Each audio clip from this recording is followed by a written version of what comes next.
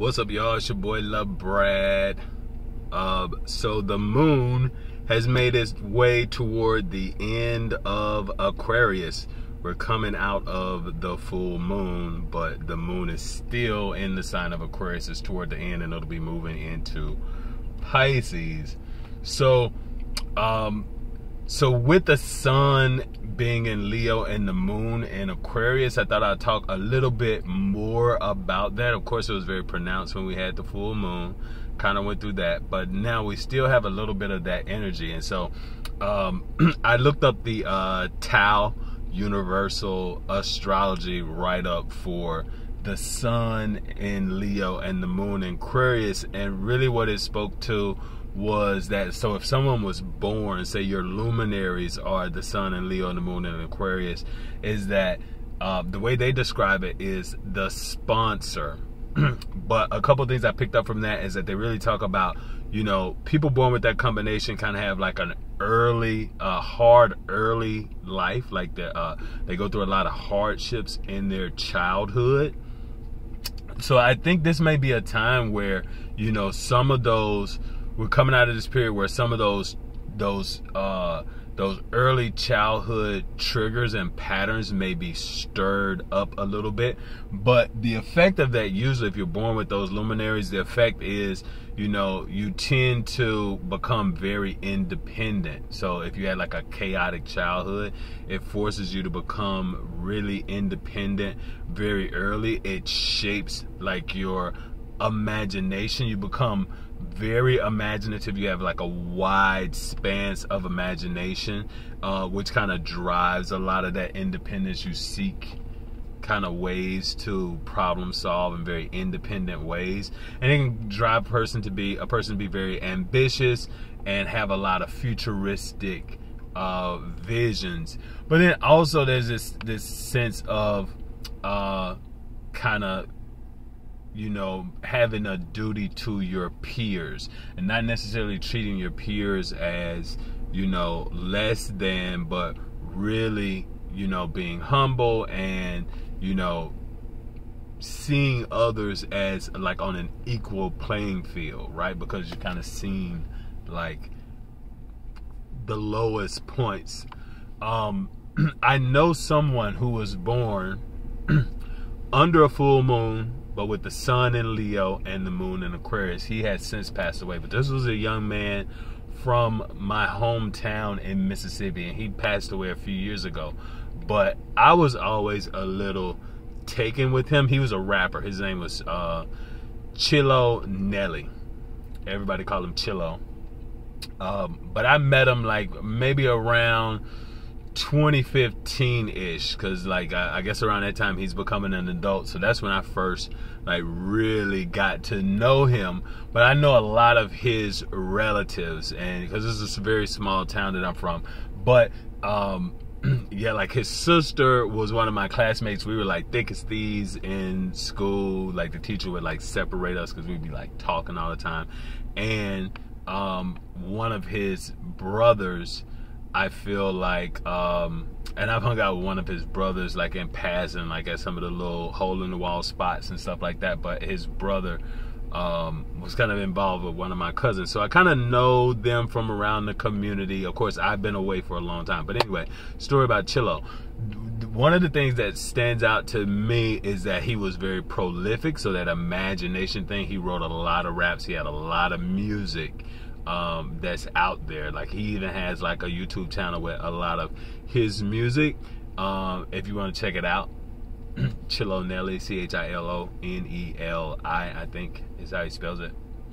But and I think a lot of his music speaks to kind of like the hardships. I know he was very affected by a lot of his peers dying very young, and that's like a thing that happens around a lot of big major cities. But this is out in the country in Mississippi, and you know, he had experienced like 3 of his first cousins that he probably grew up with, like brothers, all being killed, you know, I believe due to like gun violence at a very young age. And then him actually like leaving the community and then coming back and dying of the same thing. And even later after that, his daughter died, his young daughter, she ended up dying due to gun violence. It's very, very, very, very, very tragic thing that has happened. You know, it's like this epidemic that's happening out there. But the other thing that's really kind of sad and interesting about his story is that in the time that, like, around I guess it's around 2015, they were taking down a lot of the Confederate statues. There was a lot of talk about, you know, removing the Confederate flag from certain things.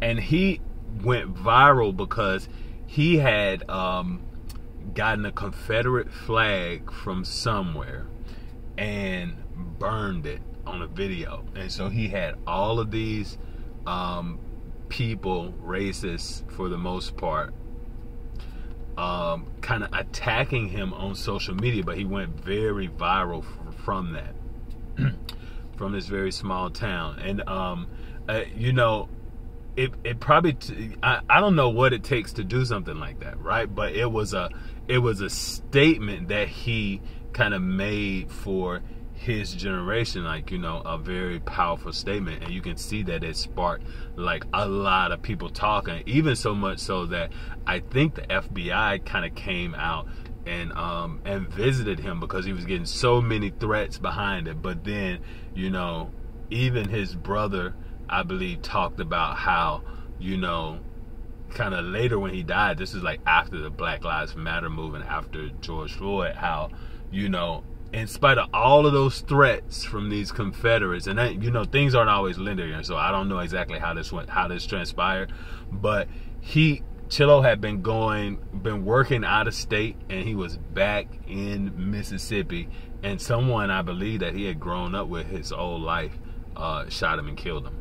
And it wasn't like a white person. This is one of his black peers that, you know, shot and killed him. Super, super sad story. But he was born under this full moon with this kind of intense, you know, Leo Aquarius energy. And, you know, Leo Aquarius in opposition really are, you know, Leo is about that self standing out, and Aquarius is about your network and your peers, right? And having that in a full moon can really be like pronouncing a lot of that energy, right? So even now, while the moon is still in Aquarius right now, it's not opposite the sun. It's actually now is opposite Venus. So you think about it, particularly if you're a Libra, Venus is that ruling planet for us. So Venus is now opposite the moon, right? I feel like that can trigger a lot of jealousy from people. It can, you know, you may be jealous of someone may be a little bit jealous of you. Some insecurities perhaps around appearances and things like that. A bit of possessiveness can come up. It could also do this thing where, you know, particularly because the sun is still in Leo, and I've kind of spoken about this, about how, you know, with all this intense Leo energy, you know, and you're not having an outlet, it can make you want to just go and have sex with somebody. And you may be tempted with this moon opposite Venus to kind of lower your standards just because you may feel alone, or just because you may be feeling some feelings, and then you want to like kind of express it through sex and just like want to get to the sex real quick and hook up. So that could be coming out. But it could also be that because you look a little bit different, that you may look a little bit different. Someone may be attracted to that, but it may be like this dynamic of how you look, and, you know, versus what society perhaps thinks is attractive. That's something that I kind of deal with too, as I identifying as black. A lot of people be like, oh, light skin, you know, think that always means that people are attracted to you. And I do, there's a big conversation that happens on Twitter right now about colorism, and everyone's like, oh, like all these guys are like, you know, after the light-skinned folk, right? But to me, because of my personal taste, I always feel like, everyone is really attracted to dark skin now. You have to have dark skin to be perceived as like masculine and things like that. And all that plays into like the colorism thing. But I think it's a time where, self-love and kind of self-care, really to like make yourself look better so that you feel good about how you look, is probably something that you should focus on, right? And again, like, you don't want to really lower your standards because this is kind of going on. All right, so when the moon moves out of Aquarius, it'll then be into Pisces moon. That should be good for me, and my messages should be popping because I'm a Pisces moon. You know what I'm talking about? And it's going to be very early on when the moon gets into Pisces. It's going to conjunct Saturn. And of course, Saturn is the planet of karma. And Saturn is exalted in Libra. I also have that exalted Saturn in my chart. So, when the moon finally goes into Pisces, we might be presented with a little bit of a test. Saturn can be about tests, it can be about lessons, but it's definitely about karma. So you may be serving up some karma to someone, or you may be, experiencing like these kind of karmic lessons. And it may be about, things around justice could be coming up, right? Because justice is associated with Libra.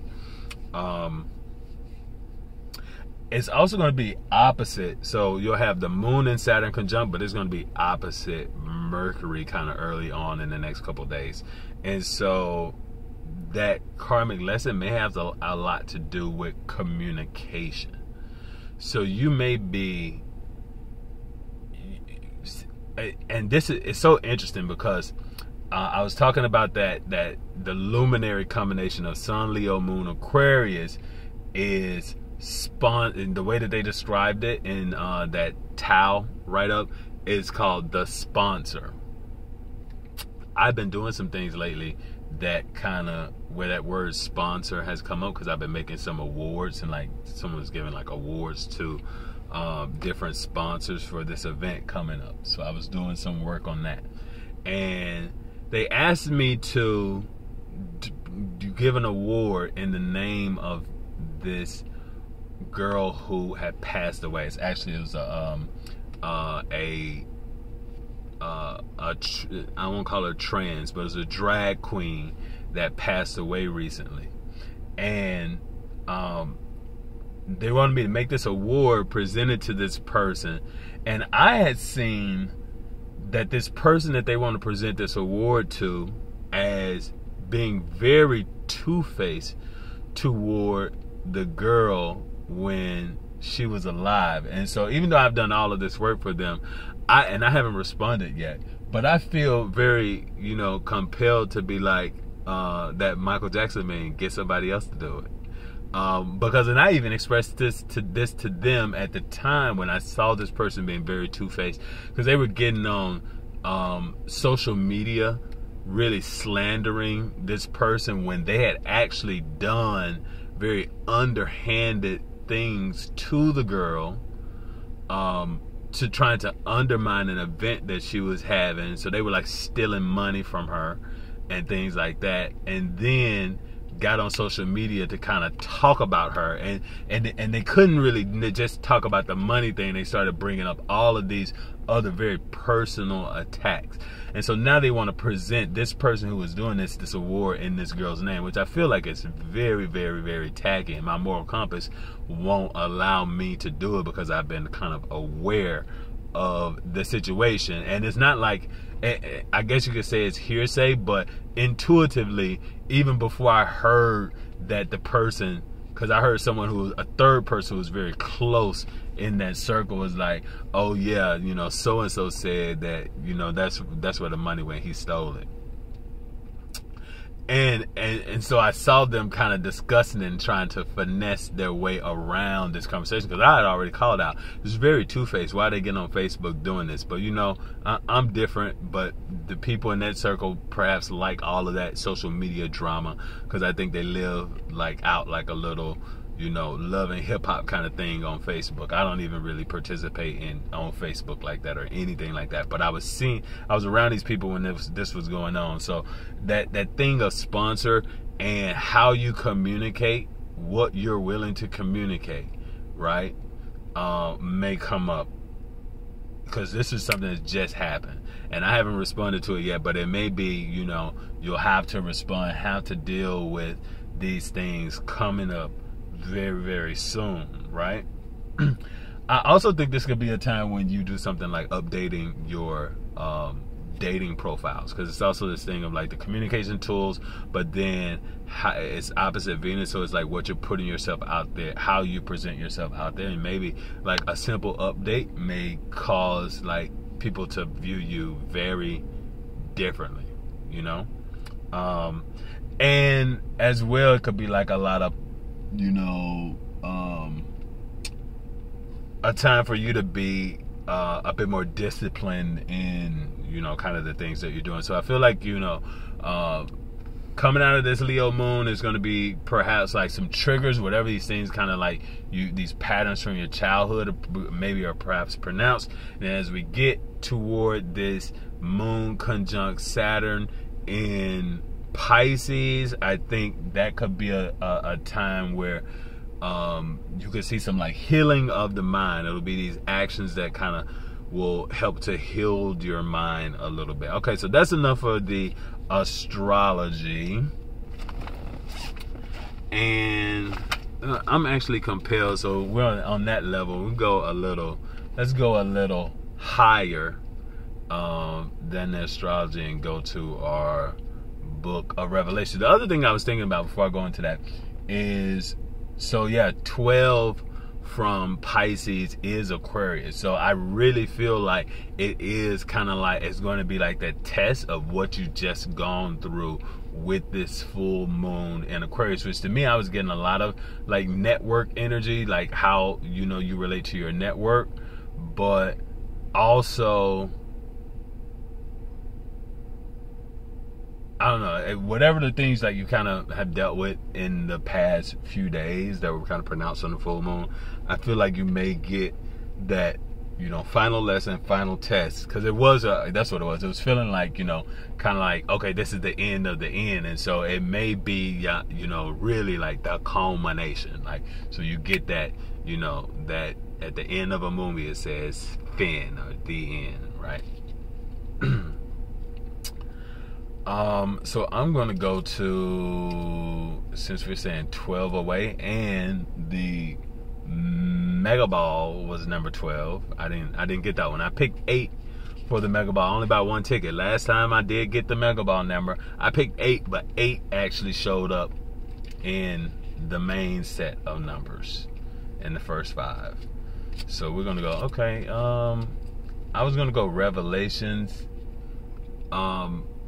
Revelations 12, but I'm going to go to Psalm 12. It says, help, Lord, for the godly man ceases, for the faithful fail from among the children of men. They speak vanity, every one with his neighbor. His flattering lips and his double heart do they speak. The Lord shall cut off all flattering lips, and the tongue that speaketh proud things. Who have said, with our tongue will we prevail, our lips are our own. Who is Lord over us? For the oppression of the poor, for the sighting of the needy, now will I arise, saith the Lord. I will set him in safety from him that puffeth at him. The word of the Lord are pure words, as silver tried in furnace of earth, purified 7 times. What does it say? The words of the Lord are pure words, as silver tried in a furnace of earth, purified 7 times. That's Psalms 12:6. That's a good one.